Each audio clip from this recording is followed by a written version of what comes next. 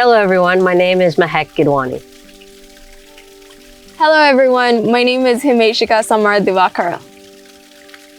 I'm born and raised in Hong Kong, but I'm ethnically Sri Lankan, and I'm a sales and marketing executive. I'm Indian, born and raised in Hong Kong. I've lived here for most of my life. Today I work as an addiction recovery coach and a yoga teacher. So I started using drugs at 12, almost by accident. Over the next few years, I continued to have experiences like that with other substances.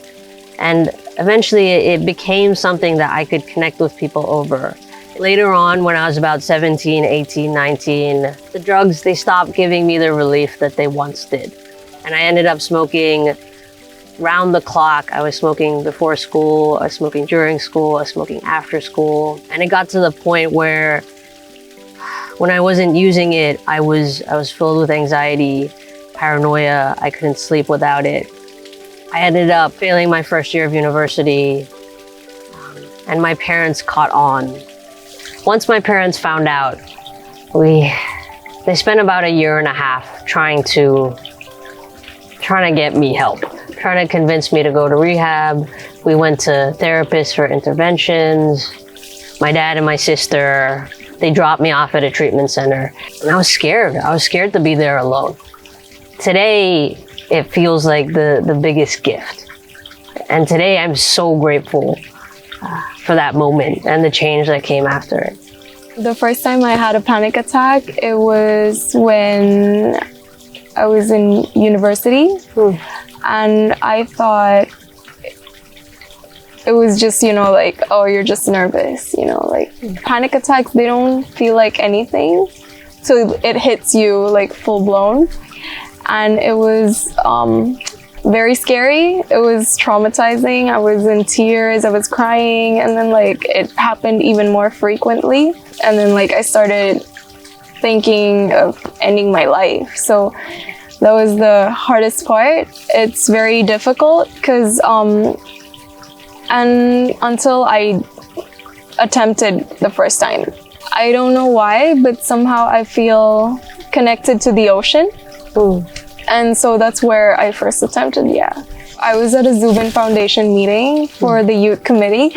So we were talking about things that people need for ethnic minorities.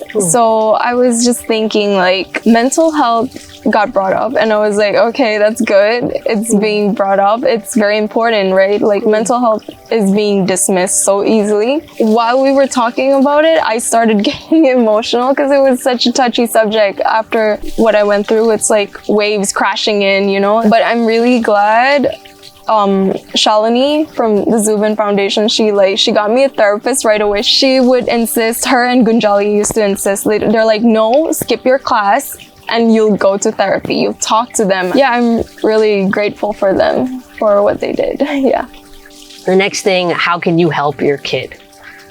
So I'm part of a 12-step recovery program that I was introduced to in rehab, and I still attend these meetings regularly, and they've been a huge part of what's enabled me to stay sober. We have 12-step meetings in Hong Kong that are all free. We have, a minimum of 3 meetings a day that you can go to, that you can take your loved one to at any time. You can find their information through the internet.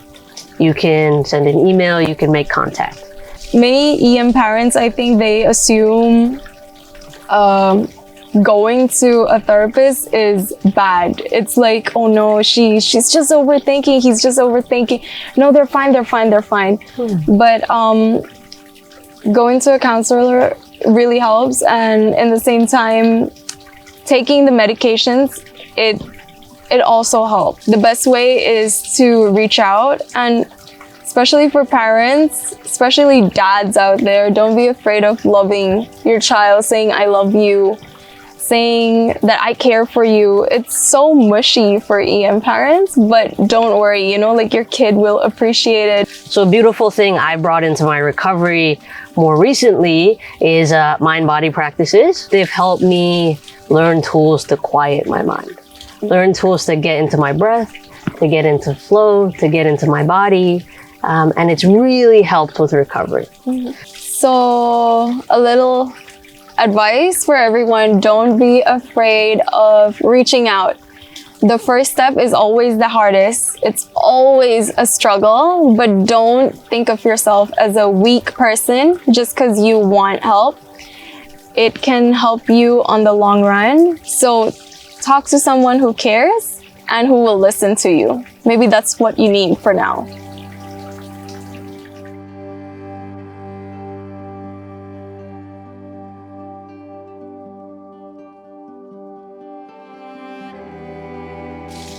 Thank you. I'm Mahek Idwani. Thank you. I'm Himie Samara Divakar.